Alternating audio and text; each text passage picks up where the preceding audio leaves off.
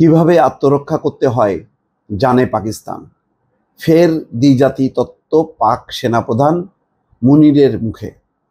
মানে ভারত এখন পাকিস্তানের প্রতিরক্ষা মন্ত্রী, সেনাপ্রধান, তারপরে প্রধানমন্ত্রী কে কি বলছেন তার দিকে তাদের গভীর নজর, এবং সেইভাবেই তারা বোঝার চেষ্টা করছে যে পাকিস্তানের দিক থেকে কি কি বিপদ হতে পারে। তো খবরে বলা হচ্ছে যে শনিবারের বক্তব্যে ভারতীয় সংবাদ মাধ্যমের সমালোচনা করেন পাক সেনাপ্রধান। দাবি করেন ভারতীয় সংবাদ মাধ্যম এবং গণমাধ্যম পাকিস্তান তৈরির ইতিহাসকে মুছে দিতে বা পাল্টে দিতে পারবে না। আত্মরক্ষা করতে জানে পাকিস্তান। ভারত পাক সীমান্তে উত্তেজনার আবহে এমনটাই দাবি করলেন সেই দেশের সেনাপ্রধান আসিম মুনির। কেবল তাই নয়, পাক সেনাপ্রধানের মুখে ফের উঠে এসছে দ্বিজাতি তত্ত্বের কথা। মানে কোন প্রেক্ষাপটে ভাগ হয়েছিল পাকিস্তান এবং ভারত, সেই প্রেক্ষাপটটা তিনি তুলে এনেছেন।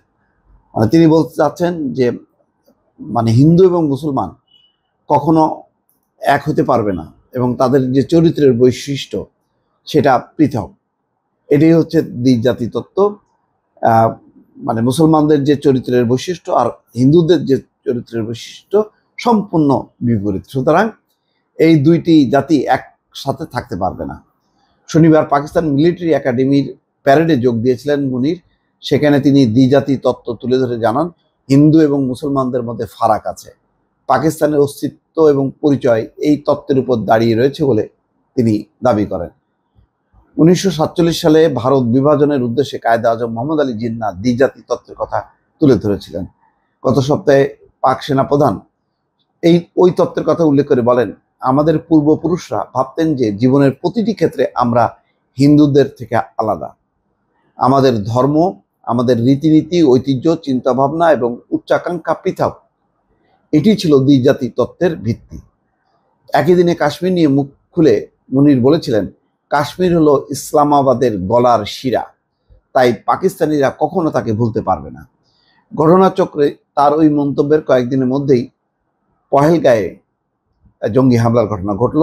তাই মুনিরের ওই মন্তব্যকে হিংসায় উস্কানি হিসাবে দেখছেন ভারতীয় গোয়েন্দা কর্মকর্তারা। মানে কোথার সাথে কোনটা মিলাচ্ছেন, তিনি হয়তো একটা সার্বিকভাবে বক্তব্য দিচ্ছেন, ওইটাকে মিলায় দেখাচ্ছে যে উস্কানি দিছে। ভাই, যারা সন্ত্রাসটা করলো তাদেরকে ধরো, তাদেরকে দেখো যে তাদের সাথে পাকিস্তানের কোনো সম্পর্ক আছে কিনা, পাকিস্তানের সেনাবাহিনী বা সরকার মদত দিছে কিনা।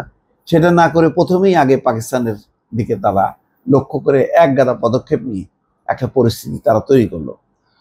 শনিবারের বক্তব্যে ভারতীয় সংবাদ মাধ্যমের সমালোচনা করেন পাক সেনাপ্রধান। বলেন, ভারতের সংবাদ মাধ্যম এবং গণমাধ্যম পাকিস্তান তৈরির ইতিহাসকে মুছে দিতে বা পাল্টে দিতে পারবে না। দেশ বাঁচাতে পাকিস্তানের সব নাগরিক একজোট বলে ঐক্যের বার্তাও দেন তিনি। এই সূত্রে মুনির হুঁশিয়ারি সুরে জানান, বাইরে থেকে যতই হুমকি দেওয়া হোক, পাকিস্তান নিজেকে রক্ষা করতে জানে। প্রসঙ্গত, পাক সেনা প্রধানের আগে সে দেশের প্রধানমন্ত্রী শাহবাজ শরীফও প্রায় একই সুরে বলেছিলেন, আমরা যে কোনো পরিস্থিতি মোকাবেলা করার জন্য প্রস্তুত আছি। দর্শক, দেখা যাক এখন এই পাল্টাপাল্টি বক্তব্যে পরিস্থিতি কোন দিকে দাঁড়ায়। তবে পাকিস্তান সিন্ধু নদের পানি প্রবাহ সেটা আটকে দেয়া বা চুক্তি বাতিল করাটা, এই প্রেক্ষিতে যে ভীষণভাবে ক্ষুব্ধ, এবং এটা তারা যুদ্ধ ঘোষণা সামিল হিসেবে উল্লেখ করছেন। এটাই হচ্ছে এখন সবচেয়ে বড় বিষয়, যে এই পরিস্থিতি কিভাবে সামাল দেবে ভারত। দর্শক, ভালো থাকবেন। আল্লাহ হাফিজ।